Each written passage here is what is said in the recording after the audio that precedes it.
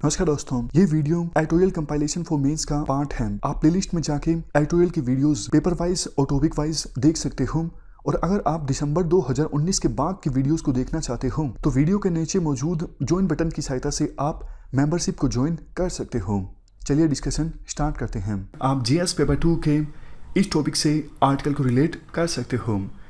देखो, 2015 में जो डील साइन हुई थी, एक तरफ P5+1 और दूसरी तरफ ईरान, इस डील से यूएसए बाहर आ गया था पिछले साल, क्योंकि यूएसए के राष्ट्रपति ट्रंप इलेक्शन लड़ने से पहले भी यही कहा करते थे, ये जो न्यूक्लियर डील है ये तो यूएसए के इतिहास में सबसे बुरी साइन हुई न्यूक्लियर डील है, और अगर मैं राष्ट्रपति बनता हूँ तो इस डील से हम बाहर आ जाएंगे। और ऐसा ही हुआ।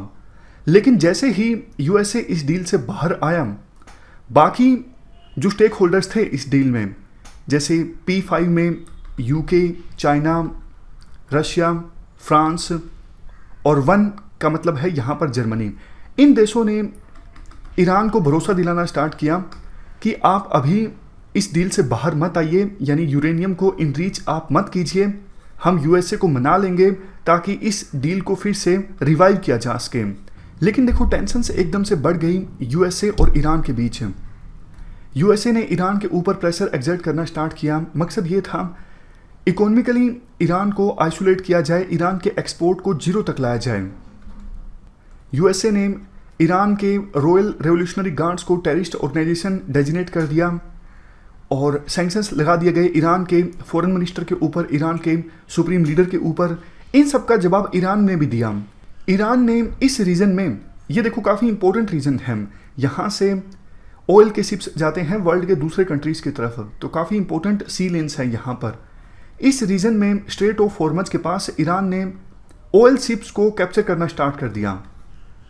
तो जिन ऑयल शिप्स को कैप्चर किया गया उनमें से कुछ वेस्टर्न कंट्रीज़ के थे, तो यूएसए पे दबाव बना।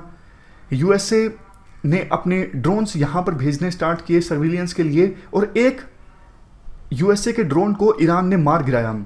उसके बाद एकदम से टेंशन पीक पर आ गई, और ये भी कहा जाता है यूएसए के राष्ट्रपति ने एक बार तो ईरान के ऊपर अटैक करने का आदेश दे दिया था, लेकिन बाद में उन्होंने अपना ये आदेश वापस ले लिया। इसी बीच ईरान का भी दबाव जो था वो बढ़ रहा था न्यूक्लियर डील में, जो बाकी कंट्रीज शामिल थे, कि जल्दी से अगर आपको कुछ करना है तो कीजिए, अदरवाइज हम फिर से यूरेनियम को इनरीच करना स्टार्ट करेंगे और 2015 में साइन हुई न्यूक्लियर डील को बिल्कुल कॉम्प्लाई नहीं करेंगे। तो देखो, यूरोप के कंट्रीज एक इंस्ट्रूमेंट लेके आए, इंस्टेक्स। ये यूरोपियन पेमेंट चैनल था। सोचा ये गया था इस चैनल की सहायता से यूएसए ने जो सैंक्शंस लगाए हैं ईरान के ऊपर, उनको अवॉइड किया जा सके और ईरान के साथ ट्रेड करना जारी रखा जा सके।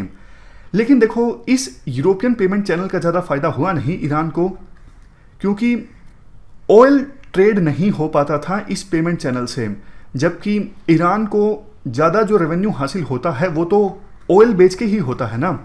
लेकिन इस पेमेंट चैनल से ऑयल तो बेच नहीं सकता था ईरान, और वो कॉरपोरेशंस जो ईरान की कंपनी से डील करती थी, उन पर भी खतरा मंडरा रहा था यूएसए के सैंक्शंस के चलते। तो ये हमने पूरा बैकग्राउंड डिस्कस कर लिया कि पहले क्या क्या हुआ। अब नया क्या हुआ है? नया देखो ये हुआ है, अभी हाल ही में G7 का समिट हुआ। समिट के दौरान यूएसए के राष्ट्रपति ट्रंप ने ईरान के अगेंस्ट अपनी जो टोन है उसको सॉफ्ट किया।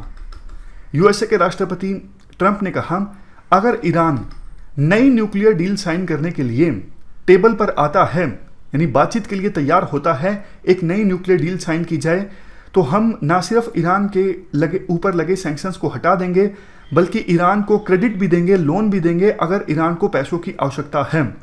तो इसके जवाब में ईरान के राष्ट्रपति, जो देखो मॉडरेट हैं, ईरान के राष्ट्रपति रूहानी है ना, वो मॉडरेट हैं, उनका काफ़ी क्रिटिसाइज हुआ जब यूएसए इस डील से बाहर आ गया। अपोजिशन लीडर्स ने कहा, देखो हम तो पहले ही बोलते थे आप किसी प्रकार की डील मत साइन कीजिए, आप ही मॉडरेट हो, आप ही उम्मीद करते थे कि ईरान की इकोनॉमी स्ट्रॉन्ग होगी अगर इस प्रकार की डील साइन होती है, हमने आपको बोला था आप वेस्ट पर भरोसा मत कीजिए। तो काफ़ी क्रिटिसिज्म हुआ था ईरान के राष्ट्रपति का जब यूएसए इस डील से बाहर आ गया था। तो यूएसए के राष्ट्रपति ने अब जो ऑफर दिया ईरान को बातचीत का, क्या रिस्पॉन्स रहा ईरान के राष्ट्रपति का? ईरान के राष्ट्रपति ने कहा देखो, मैं फोटो अपॉर्चुनिटीज में विश्वास नहीं रखता हूं। इशारा साफ तौर पर नॉर्थ कोरिया के लीडर और यूएसए के राष्ट्रपति के बीच जो मुलाकात हुई थी, जो काफ़ी चर्चा में रही, काफ़ी सुर्खियां वसूली इस मुलाकात ने। तो ईरान के राष्ट्रपति ने कहा, मुझे इस प्रकार की मुलाकात नहीं करनी है, मुझे कॉन्क्रीट आउटकम चाहिए। पहले आप ईरान के ऊपर लगे सैंक्शंस हटाइए, तब हम बातचीत करेंगे।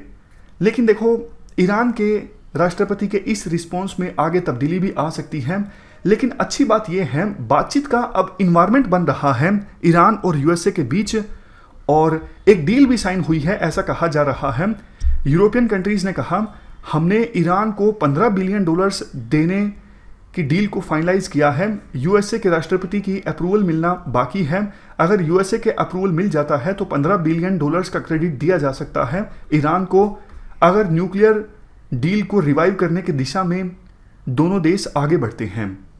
तो ये हमने पूरा आर्टिकल डिस्कस किया ईरान न्यूक्लियर डील से संबंधित। इस डिस्कशन में फिलहाल इतना ही है। Thank you very much for discussion.